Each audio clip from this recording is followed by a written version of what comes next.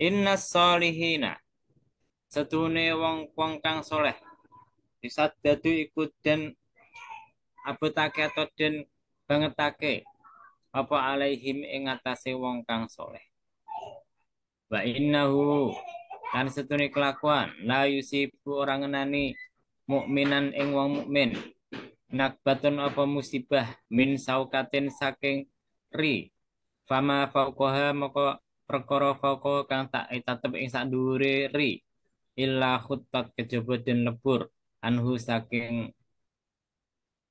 mukmin an biha sebab saukah atau musibah tadi nakbah tadi khotiatun apa kesalahan warufi alan den angkat lahu kedue mukmin biha sebab musibah mau darajatan ing derajat. Jadi kita sekarang membahas tentang masalah orang yang soleh. Orang yang soleh itu apa? Orang yang soleh itu adalah orang yang mau menjalankan hak-haknya Allah dan mau menjalankan hak makhluknya Allah. Artinya gimana? Artinya kita ini beragama Islam, kewajiban sholat, puasa, zakat, kalau punya harta, haji kalau mampu. Nah, itu dilakukan semua. Demikian pula hak makhluk pun dikerjakan. Seandainya Anda punya istri, ya dikenafkahi, ya dikumpuli, jangan dimurke, ya toh? Punya istri dibiarkan. Kalau riwayat kan ada cerita itu. Jadi suatu saat Abdullah bin Umar itu ketemu sama istri sahabatnya. Nah, ketika ketemu sama istri sahabatnya tuh lihat tidak karu-karuan. Nah, bentuk istri sahabatnya itu tidak maca, pakaiannya gombor-gombor, pokoknya tidak menyenangkan dipandang. Ditanya, loh kamu itu kok gini sekarang? Nah, maka jawaban istri sahabatnya bilang gini, ya gimana lagi sahabat kamu tuh tidak butuh saya, tidak butuh istrinya lagi. Dia itu cuma ibadah terus, sholat terus, baca Quran terus, gitu. Pokoknya sudah tidak butuh sama saya. Akhirnya kemudian Abdullah bin Umar berkunjung ke rumah sahabatnya tadi. Maka ketika sahabatnya mau puasa, ditawari sama dia, ayo kita makan bareng-bareng. Nah, jangan puasa terus. Akhirnya tidak jadi puasa sahabatnya tadi. Kemudian ketika malam, dia sholat tahajud, sholat malam terus, ditemui sama Abdullah bin Umar. Wah, istirahatlah, jangan sholat malam terus. Kamu punya istri itu dikumpuli. Maka dikatakan bahwasanya Allah itu punya hak kepada Anda, tapi istri, keluarga juga punya hak kepada dirinya. Jadi orang yang soleh itu yang bisa menjalankan hak Allah dan juga bisa menjalankan hak makhluknya Allah. Nah, itu ikut Imam Munawi semacam itu. Ada sebagian ulama, yaitu Al-Qadi Al-Baidawi, mengatakan orang yang soleh itu siapa?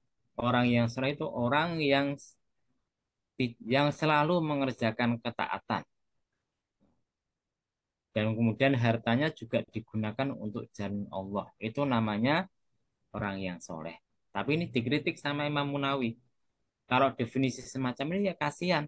Nanti orang yang pertamanya tidak soleh, semacam Budel bin Iyad, itu perampok, atau apa namanya orang yang awal mulanya itu tidak tahu agama, kemudian dia taubat dengan taubat yang soheh, yang benar, kemudian beramal soleh, ibadah kepada Allah, tidak bisa dikasih nama soleh, soalnya dari awalnya itu dia tidak berbuat ibadah.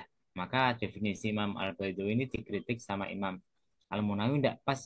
Yang pas tadi, yang namanya soleh itu adalah orang yang menjalankan hak Allah dan menjalankan hak makhluknya Allah.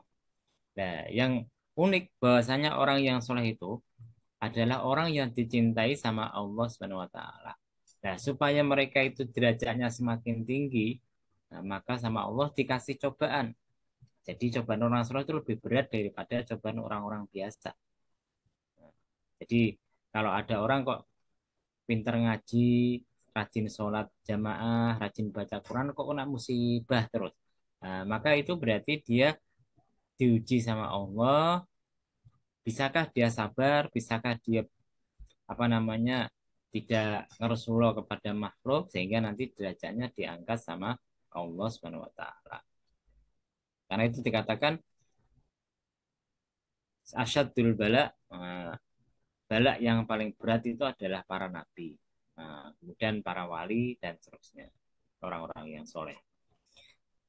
Jadi kalau misalkan ada orang yang soleh, orang mukmin lah, bukan orang soleh ya. Orang yang mukmin dia terkena musibah, kemudian dia tidak sambat, sabar, berharap pada dari Allah Subhanahu wa taala, maka dengan kesabarannya tadi, maka satu kesalahannya itu dihapus sama Allah dan dia diangkat derajatnya oleh Allah Subhanahu wa taala.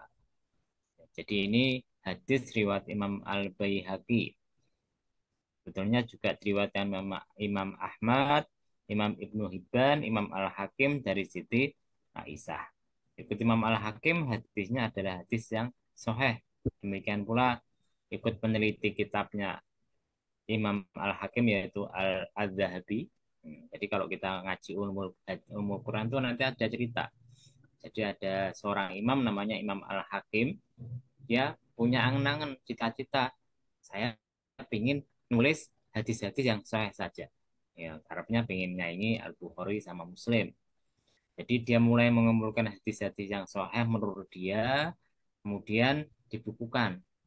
Nah, tapi ikut sejarah sebelum dia selesai meneliti ulang. Jadi ditulis dulu yang kira-kira hadisnya sahih, setelah selesai baru mulai diteliti ulang. Ikut sejarah ternyata ketika dia kitabnya kalau tidak salah 4 jilid itu. Ketika dia meneliti ulang baru sampai juz 2 dia meninggal dunia. Nah, kemudian kitab itu diteliti lagi oleh seorang ulama namanya Imam Ad-Dahabi. Imam Ad-Dahabi kemudian meneliti satu persatu hadisnya yang sahih, ikut Imam Hakim sahih, maka kalau sahih ya diakui dia, kalau tidak sahih diketik sama dia. Ternyata memang betul dua jilid pertama dari kitab Al-Hakim Al-Mustadrak Al-Sahih ini itu derajat hadisnya itu bagus. Sedikit sekali yang dapat kritik dari Imam Ad-Dahabi. Tapi jilid ketiga dan keempat itu banyak yang kurang bagus. Kenapa? Karena memang belum selesai diteliti sama Imam Al-Hakim. Ini ceritanya semacam itu. Jadi ikut Imam Al-Hakim hadisnya ini sahih dan diikuti oleh Imam Ad-Dahabi. Bahkan Imam Ibnu Hajar Al-Haythami. Nah, jadi kalau kita ngaji fikih dan hadis sih, itu nanti ada Ibnu Hajar Al-Haythami pakai sa, ada Ibnu Hajar Al-Haytami pakai ta. Nah, apa bedanya? Kalau Ibnu Hajar Al-Haytami itu lebih fokusnya ke fikih. Nah, jadi di kitab-kitab fikih itu Ibnu Hajar Al-Haytami, madhabnya Syafi'i. Tapi kalau Ibnu Hajar Al-Haytami pakai sa, itu dia itu fokusnya kepada hadis, ilmu hadis.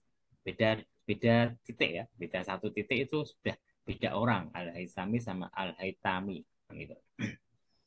Kita teruskan. Nah, kalau pengen tahu ya ngaji ulumul hadis, ngaji fikih gitu.